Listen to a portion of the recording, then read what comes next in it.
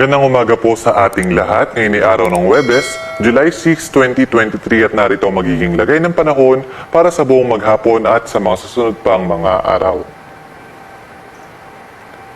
Sa kasalukuyan ay umiiral itong Intertropical Convergence Zone dito sa may bahagi ng Southern Mindanao. Ito pong Intertropical Convergence Zone ay ang salubungan ng hangin mula sa Northern and Southern Hemisphere kung saan nabubuo yung mga kaulapan at nagkakaroon ng mga pag-ulan. At dahil naman dito, patuloy na makararanas sa maulap na kalangitan na may kalat-kalat na mga pag-ulan, pagkidlat at pagkulog sa buong maghapon yung ilang bahagi ng Mindanao at gayon din sa may Southern Palawan. Samantalang patuloy na umiral itong easterlies sa may Visayas at sa may Mindanao at dahil pa rin sa easterlies at sa possible na oscillation o paggalaw ng Intertropical Convergence Zone ay malaking bahagi ng Visayas at ng Mindanao ay posible pa rin makaranas ng mas madalas na mga pag-ulan, pagkidlat at pagkulog dulot ng mga isolated rain showers and thunderstorms.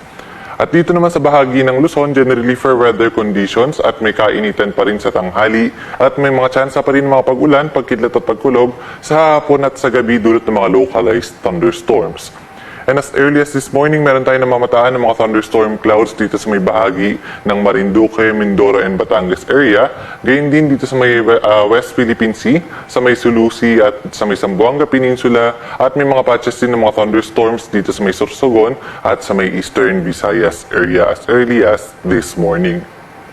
And over the next 3 days, wala pa rin tayong inaasahan na bagyo sa ating Philippine Area of Responsibility dahil sa ngayon ay wala pa rin tayo namamataan na low pressure area sa loob at labas ng ating Philippine Area of Responsibility. Asahan natin na magiging maliwalas pa rin yung panahon generally sa malaking bahagi ng ating bansa over the next 3 days.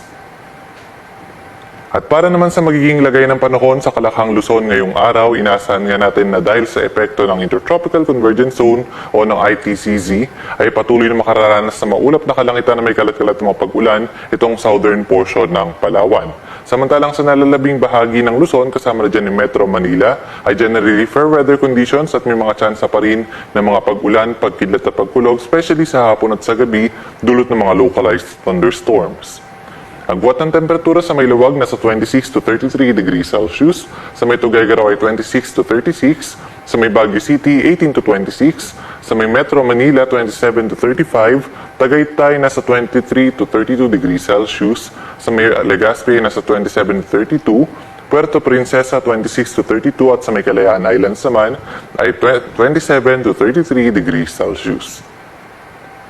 At para naman sa magiging lagay ng panahon sa buong maghapon dito sa may Kalakhang, Visayas at Mindanao, inaasahan nga natin na possible pa rin na magpatuloy yung maulap na kalangitan na may kalat-kalat na mga pag-ulan, pagkidlat at pagkulog sa may bahagi ng Zamboanga Peninsula, sa may Basilan, Sulu at Tawi-Tawi sa buong maghapon dahil nga sa epekto ng ITCZ. Samantalang sa nalalabing bahagi ng Visayas at ng Mindanao, inaasahan natin na possible na mas madalas pa rin yung mga isolated rain showers and thunderstorms dahil sa epekto ng Intertropical Convergence Zone at ng easterlies.